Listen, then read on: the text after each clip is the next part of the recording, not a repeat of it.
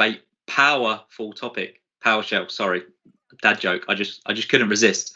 To talk to us about that and so much more, please welcome Daryl Miller. Hey, Daryl, how's it going? Hey, Dean. It's going excellent, thanks. Awesome. Apologies about the terrible PowerShell joke. My dad jokes are on top form after the kids running in there and giving me my swag. So we need to find any way to inject humor into the technology topics of our lives. Exactly. Yeah, we'll do our best. We've got 15 minutes to do that, so we can have some fun. Just I'd love to hear exactly for the audience what you do here at Microsoft and what you're working on as we dive into this story. Yeah, sure. So my name's Daryl Miller, and I am a program manager on the Microsoft Graph Developer Experience team. And my role is building tooling and helping the experience to help developers build applications on the Microsoft Graph. Nice. I love developer tooling. This is really my kind of bag. I love all this stuff. I'm all about infrastructure as code, automation, and I feel at home when we're talking about this. So I've been really excited all morning in prep for this session, and I know you've got some demos to show us in a bit. You're here to talk to us about Microsoft Graph. You mentioned that. For those watching that maybe aren't familiar with what Microsoft Graph is, hopefully most people know from the key segments we saw, but just a kind of whirlwind tour of what the Microsoft Graph is. Yeah. So in the simplest explanation, Microsoft Graph is a giant HTTP API that allows you to access pretty much any information that we store on your behalf as either a user of a Microsoft 365 tenant or even as like an Outlook.com, or for the old folks in the room, a Hotmail.com account. When you sign in and you store data in your OneDrive or your OneNote or into SharePoint document libraries, all of that information is accessible via the Microsoft Graph API. Oh, nice. I feel like the old person in the room now, as I'm still actively using my hotmail.com email address.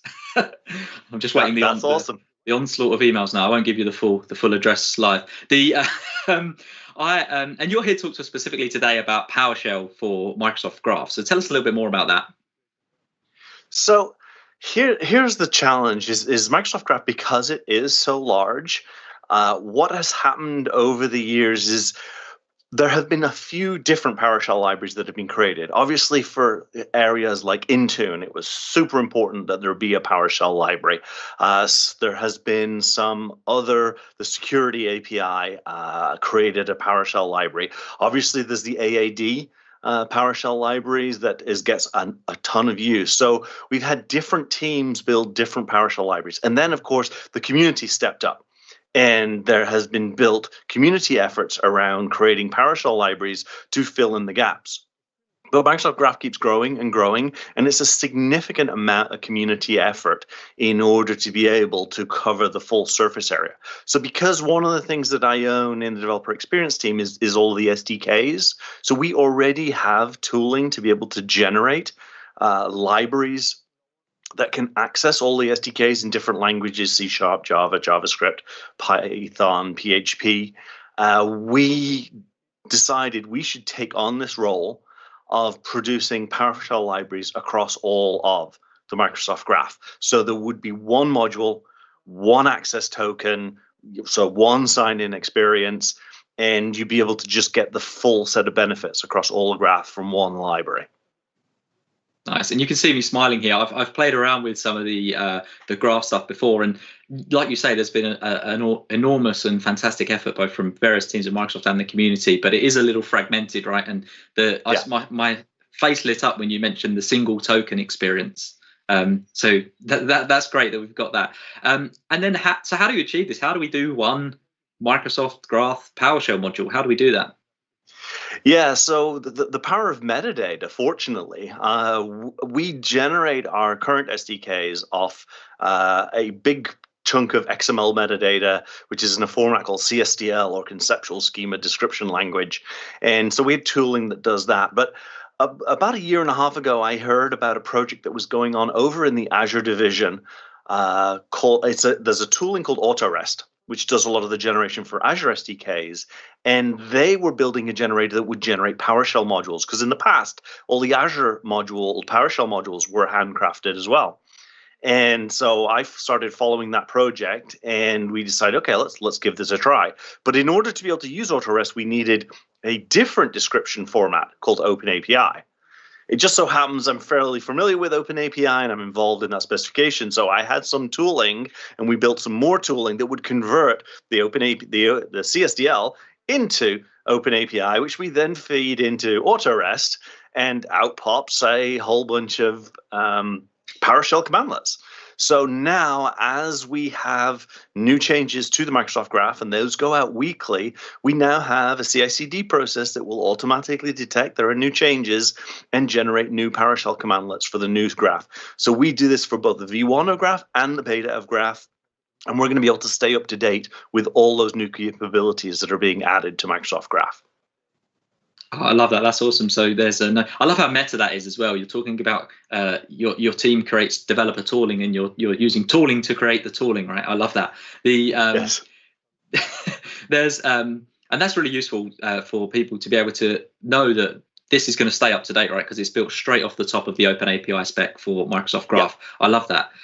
So, I mean, enough talking about it. Are you able to show us this PowerShell module and see exactly some samples of how this could work?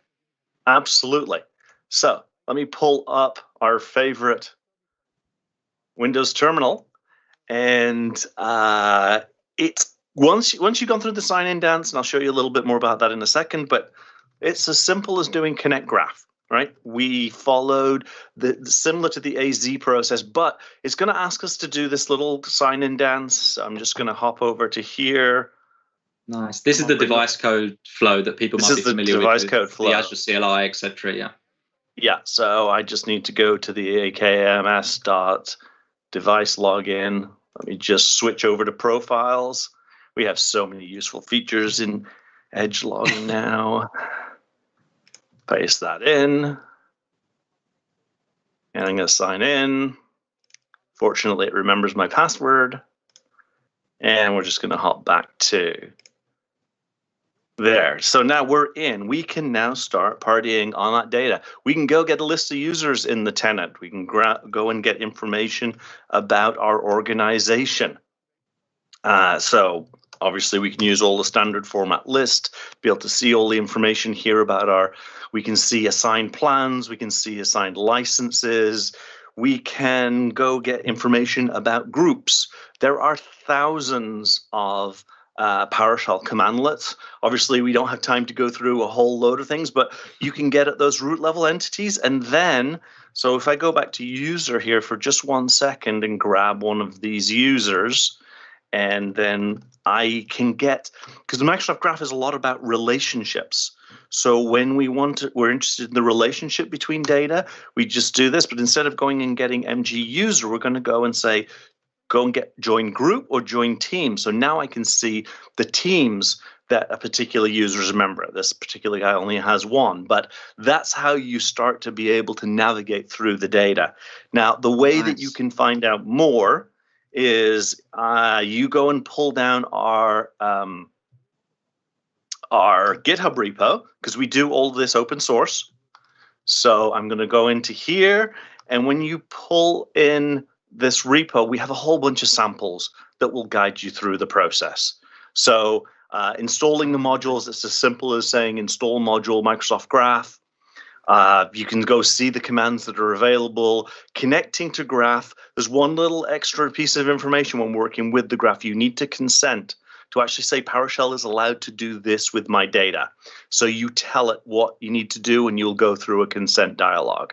And then we have a whole bunch of other examples here as how to work with tenant information and users and groups, sites and drives. And as a dev, if you want to be able to go create applications now and play with service principals, all of the commandlets are there to be able to do that. So I encourage people to go explore our GitHub repo in the Microsoft Graph organization. Nice. And before to do this, I would have had to install a bunch of modules, right, to be able to do this different stuff and authenticate with each one, right? Yeah, well, this is split down into many, many modules, but we have one meta module, the Microsoft.graph, will pull in the 100 or so other modules. So if you are really only interested in one small part, you can download one module at a time, but you can just go pull them everything down as well. Nice. And as I have to ask, as someone who's both I have a Microsoft Surface, but I also use a Mac occasionally. This is PowerShell Core, right? It works in PowerShell Core. It works in Windows PowerShell. It works wherever you want to work. Nice. I'll be certainly checking it out. And there's a bunch of demos for people to get started there. And it's not just the interactive experience, right? We can obviously, of course, use this as within PowerShell automation scripts. Yeah, there are some examples in those samples there where you can go and build your own client, go register your own client ID, and you can go and set up the appropriate permissions and then use that application ID as part of the sign-in process. So you can do it in an unattended manner. And we are working towards also being able to support managed identity. It's not there just yet, but hopefully soon we'll have managed identity and being able to use things like Key Vault in order to get the secret for with scripts. So it'll do all the rotation of secrets. Oh, nice. And that'll be built in, right? That is pretty cool. I love that. I guess today people could just query the local metadata endpoint on a VM, for example, and kind of roll that themselves, grabbing the token. But you're going to try and build that into the natively into the functionality, right? Yes. Yeah. Awesome. Absolutely. And there may be some community people watching this, and we've had, like you said, we've had fantastic contributions from the community over the years for building these great commandlets and modules. How do you see them being involved in the future? Well, they have already been involved massively. We've had so much great community feedback to date. We initially released this without the MG prefix and all of the commands, and the community were very adamant that we absolutely needed to add that prefix to be able to basically namespace all the Microsoft Graph commands. We've had a ton of feedback with regards to the authentication process. We've had feedback about the pipelining, and we're still doing work to refine the way commands pipe information from one to the other. It is supported, but there's more work we can do there. But because we're doing that out in the open source and we've been doing it right from day one, we've had a ton of really valuable feedback, which is great because I'm a tools guy. I'm not necessarily a PowerShell guy. So I reach out to the PowerShell community to tell me when we're not doing things particularly correctly. I also have the advantage of being fairly close in the org to Jeffrey Snover. So he's had some great feedback and has helped guide us along the way in the process. I'm sure he has, yeah. And what's next, right? So this is what we can do today with Microsoft Graph and PowerShell. What does the future hold? Well, the awesome thing is because we're using this set of open API descriptions in order to drive this generation, the AutoRisk team haven't stopped with the PowerShell generator. They've gone off and built a CLI generator as well. So that's our next step, is we're working with that team to say, okay, let's take all these open APIs that we're currently using to feed PowerShell and see if we can generate a CLI. And those are basically Python modules or Python scripts that get created. So we've built ourselves a Microsoft Graph Python core, which is now in preview. And we're layering on top of that a bunch of CLI commands. So hopefully very soon we'll also have a mg.bat command line tool, and you'll be able to do all of that. If you don't happen to be a PowerShell person, you'll be able to get the JSON back and do those James queries on the results. And the added benefit of this is, from what I can tell, once we're generating that CLI stuff, they have mechanisms to start generating Ansible and Terraform type support. So as far as supporting all of this infrastructure work, this is going to be really, really interesting. And to add one other thing, there's a team based out in Ottawa who are building desired state configuration mechanisms on top of what we're doing as well. So there's just going to be a whole wealth of opportunities for doing provisioning and integration type work using the PowerShell library. So we're super excited to where this is going. And we've had great cooperation from all the different workload teams who are like, what, you're going to build a PowerShell library for us? Okay, and we just have to go in and do some customization. And that's what you can do. They can go and layer their own customizations. Just go to the GitHub repo and do PRs. And we can accept PRs from the public too, in order to, if there are more rich PowerShell commandlets that need to be layered on top, we can do that as well. Love that. That's great. So go ahead and head over to the GitHub repo to contribute, and head over to the PowerShell gallery to get this installed and get started. Thank you so much for your time, Daryl. Unfortunately, we are out of time, but thank you for joining us. Thanks, Dean. Thanks. We've heard a lot.